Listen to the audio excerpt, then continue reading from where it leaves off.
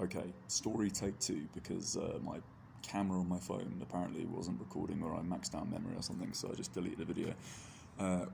What I was saying is, because it's still fresh in my mind, I've just arrived in Utah. I want to tell a story of how I got robbed and arrested simultaneously in Vegas 2 days ago, which has cost me a lot and is irritating more than anything. So, right, birthday 22nd, flew to Vegas from Orlando via Atlanta.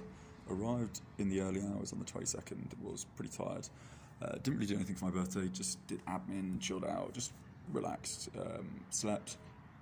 Next day, got up, went to check out, and like any hotel, whether it's in Vegas or anywhere in the world, hostel, campground, whatever, you should be able to store a bag, even if you're having to pay like $5 or $10 for it. That's usually something that you'd expect anywhere to grant, especially a hotel in Vegas. But of course, like most of the places at the moment are broke, although that's not really an excuse for not being able to store a bag. You know, if you're that broke, charge a fee. Anyway, they said they couldn't store my bag, and that day it was 110 Fahrenheit, which is what, not knowing the conversion, maybe 37, 38 degrees centigrade, and so baking. You know, even carrying a small bag, that's not Corona, a small bag for, 5-10 minutes out in that baking Vegas desert heat, it's too much. So I thought, I'll go to the bar, I'll have a few pints. They were offering a free pint to guests, so I was like, I have 1 and 2 more.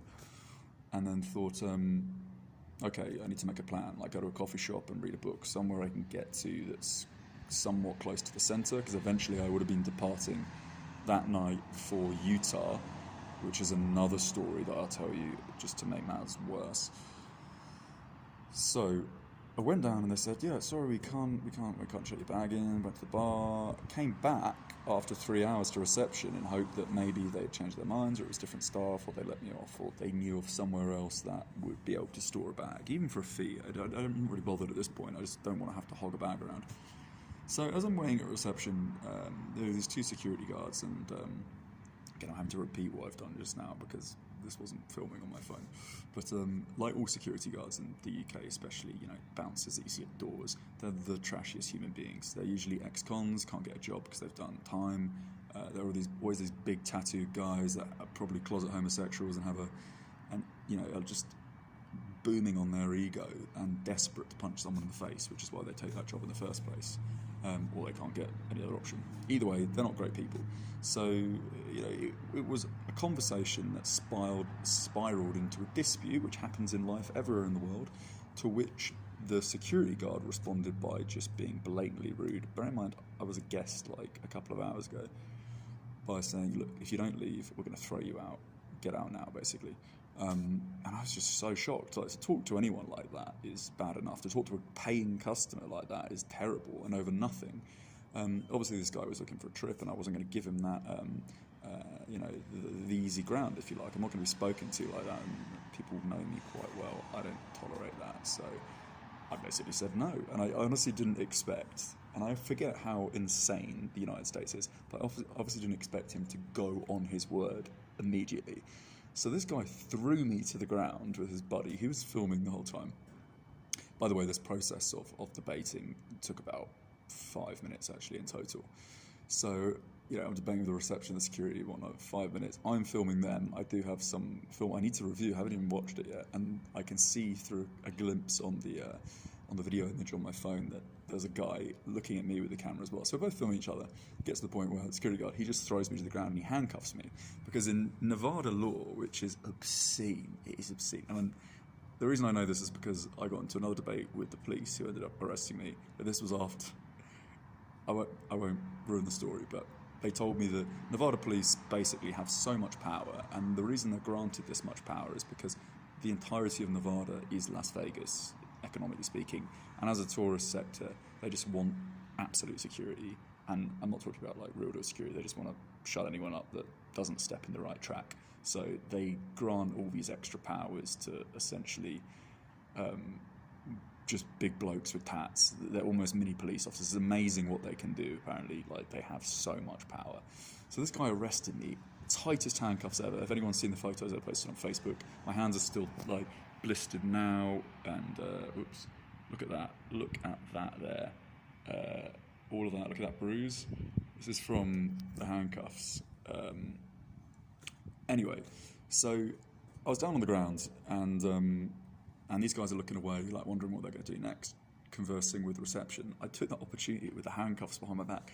I ran out the door onto one of the boulevards in Las Vegas, one of the main boulevards. It wasn't the Strip, unfortunately. That would have made it an even better story. Very movie-like. And I sprinted down the Strip, not the Strip, but this boulevard, into the traffic. Like, I'm in the middle of the road. It's relatively busy. And I see this cop car, and I'm like, and this is the first time and the only time I'll ever think this, and it was an ill decision. Yes, police, I can get help. So I run up to this police car, and I'm obviously agitated, but I'm speaking normally, like I'm not wasted or anything like that. And I'm like, look, these guys, they've just put handcuffs on me. Like, help me. He says, okay, get in the back. I said, no, but you don't understand. Like, help me. He just throws me in the back of the police car, right? Like, treats me just as bad as these security guys, and drives me up to the hotel and just locks the door and never comes back. They never even asked me. They basically just treated me like absolute dirt. So I'm like trying to bang my way out of the car, like my elbows are going against the car door, like I'm using my head. I don't know why I'm trying to get out the handcuffs. There's obviously no chance of that. But yeah, I'm just trying everything to draw attention to people, like to get me some help, just like you do in that situation. So when the door was like briefly open, I was like screaming like, help, help, help, all this kind of stuff, right? Like super hyperventilating. And when the guy comes in, I'm like, look, and this isn't true, it could have been easily true. I am supposedly asthmatic, but I was saying, look, man, you need to get me my inhaler. It's in my yellow bag. And the guy just didn't give a shit. Like, I could have genuinely been asthmatic. And if we look what's happened recently with more serious police brutality, they just don't give a shit. And look what happens. Often these people are telling the truth, but whether they are or they aren't, you shouldn't be able to ignore the fact that there's a possibility that someone could have an underlying health risk. This guy didn't give a shit. This guy did not care at all. Classic scummy police officer wearing the military shades. He probably hasn't even served in the army. He's probably not even a veteran. Some want to be like most cops are. Probably a Freemason as well. Anyway, so what happens from that point on is, because I'm not playing ball with these cops, and obviously cops like to be granted with the respect they deserve, which just means everyone has to be submissive to their obscene level of authority. They drive me to a hospital, right? Which coincidentally is the exact same hospital that I was sent to on January the 1st when I drank way too much and passed out in the streets of Vegas. It's the exact same hospital. And this is crazy, right? So they called an ambulance, by the way, because, I don't know, they didn't want the responsibility of doing it themselves. And they took my wrists as well, which you can see from here. They're still pretty bad. And like old school Victorian era, like mental asylum style, they took some like rags they had, some sheets or something from the hospital, from the ambulance bed, and they just tied my wrists with the sheets, because they'd taken the handcuffs off by this point because they belonged to the security guys, and the security guys obviously couldn't come with the police, so the police had to get the key, unlock, put their own handcuffs on. Then when I got into the ambulance, they took their handcuffs off and put on these white sheets and tied me to the ambulance bed. And I'm going crazy. Like, this whole thing is insane. Like, it's basically an abduction. It is kidnapping. But of course, when you've got a badge, you can kidnap and murder and do what you want. But we all know about that. Anyway, so we get to the hospital, and they just inject me with some random drugs. And I still know that they are today. They have not told me without my consent. And I'm like, telling them, you can't do this. And they're like, yeah, we can. We can do what we want. And it turns out in the US, yeah, they can do what they want. They don't have to ask for your consent. They don't have to ask for anything. They can just inject you with all kinds of substances based on the police assumption that you, and obviously the police in this case didn't assume, it's just they're having an ego trip and they don't like people challenging them. But all they have to do is say to hospital staff, we're utilising this. It's a piece of legislation which says that this person might be unstable, or this person is potentially dangerous to the public, which is just so ambiguous. Like, you can say that about anyone, especially if you're a cop. So essentially, that's what happened, and they just start injecting me. Which, what the fuck are you doing? It's not making matters any worse. In fact, it's giving them even more of a reason to do it, because I'm super pissed off now. I've been kidnapped, I've been abused, and someone is injecting me with random stuff, all against my consent, obviously. So anyway, so eventually, I'm like, okay, the only way I can deal with this is to start being as intellectual as possible and challenging these people and undermining their perceived intellect, which is nil anyway. So I'm talking to them as I would talk to someone in a uni debate or whatever, and I'm like, yeah, bro, I can't do this. It gets to the point where I convince this woman to take off these sheets because I'm tied down. She takes off the sheets. She's like, you're not going to spit at me, are you?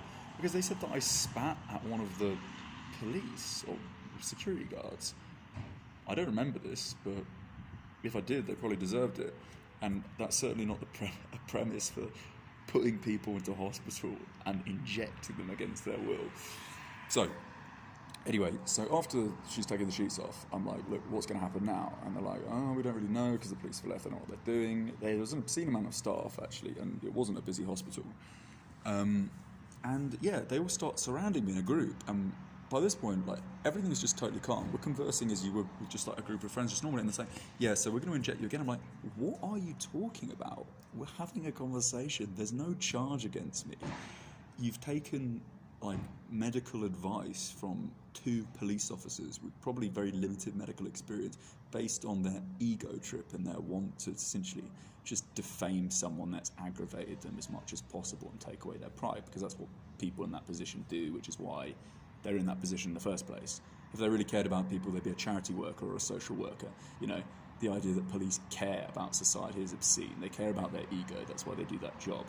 And if they really were braver characters with their own ill-conceived notions of reality, they join the military.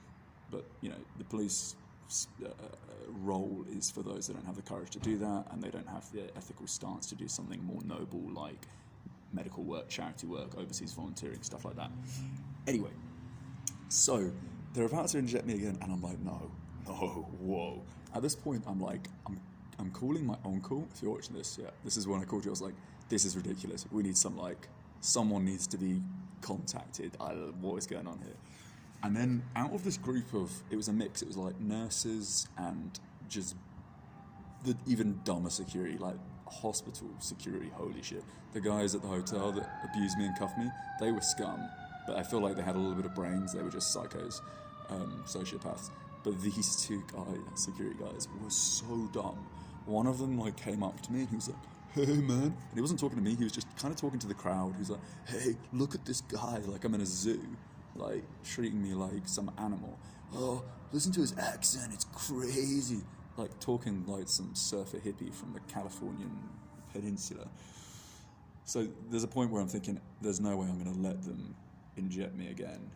If they come near me, in my mind, as it should be with any logical person, you've already been kidnapped. This is 100% self-defense. I'm willing to punch my way out of this situation until I would inevitably lose and be struck down to the ground by these 2 big bozos.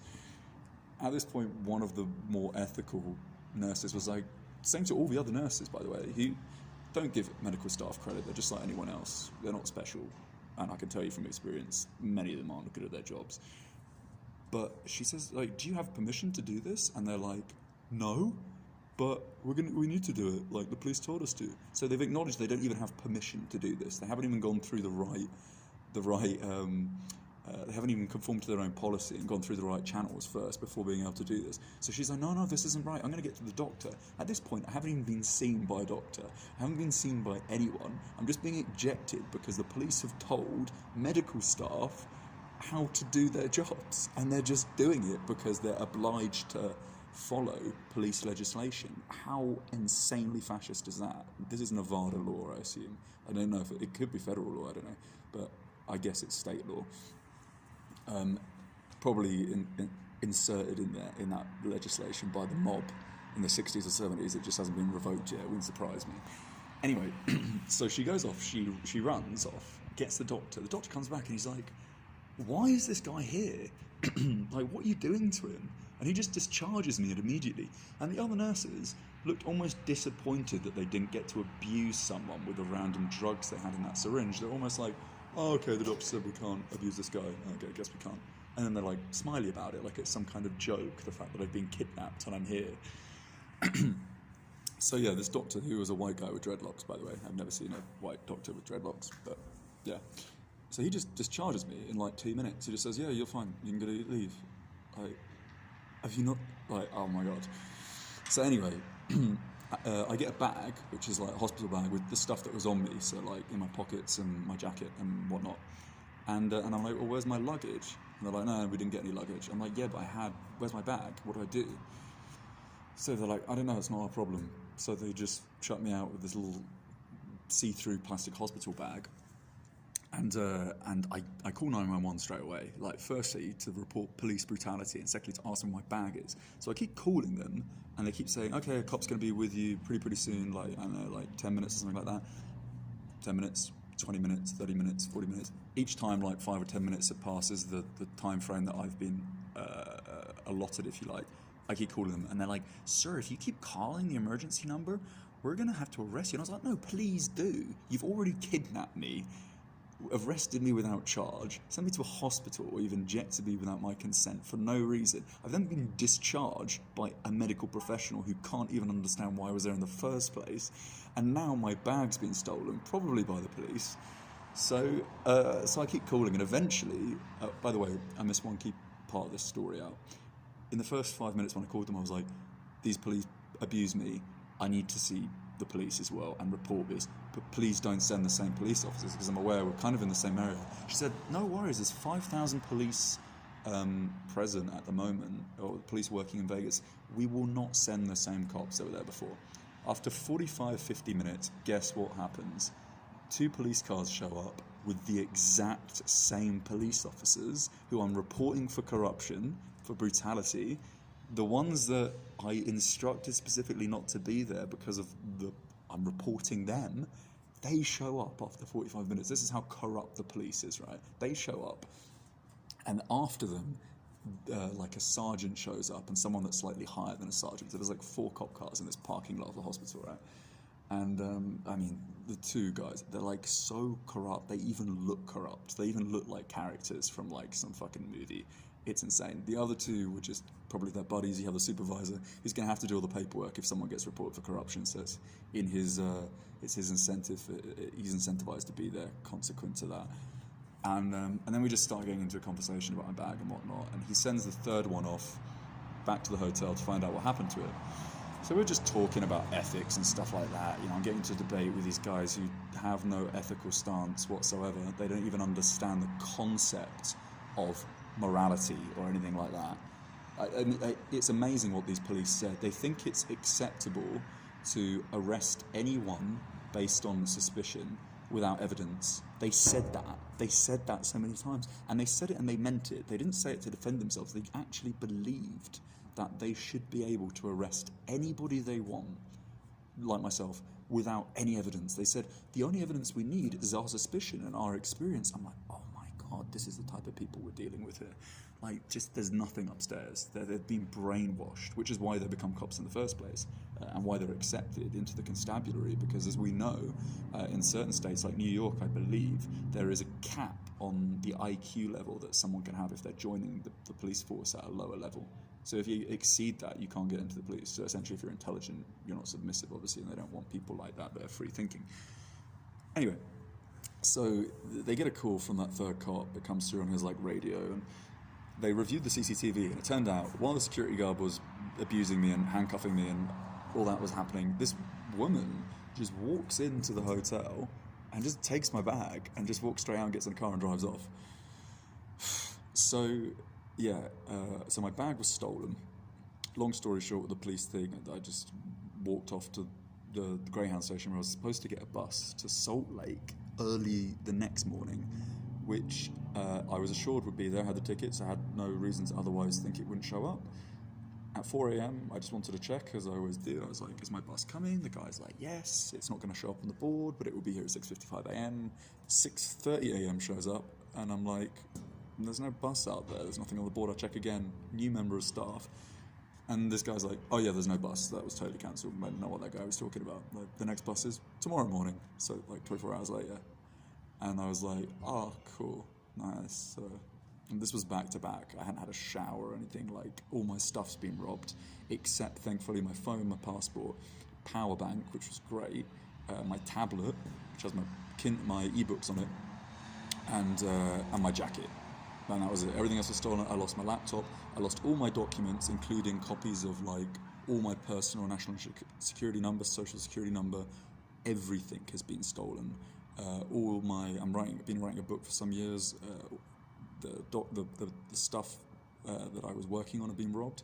And I don't think I had those particular edits backed up because I was in the process of just editing my printouts. So all of that was lost. I lost all my clothes, my speaker, stuff, everything that I travel with. So I checked into another place, had to run and get the basics, boxer shorts, everything that you think that you don't realise you need.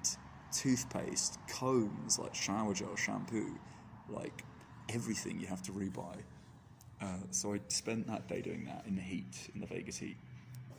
And I got on the next bus to Salt Lake, where I am now, which also, irritatingly, the original route, because during the COVID restrictions, the original route was supposed to go from Las Vegas to Flagstaff, where I hope to go back to, which is where you connect with the Grand Canyon, and then Albuquerque, Denver, and around to Salt Lake. And the reason I took that long 30-hour route is so I could look out the bus and actually see all the different landscapes. And it was only like $25 as well, which is crazy. But because of the COVID restrictions having changed and been slightly lifted, they were selling a new ticket which was direct to Salt Lake, which is kind of annoying, but whatever.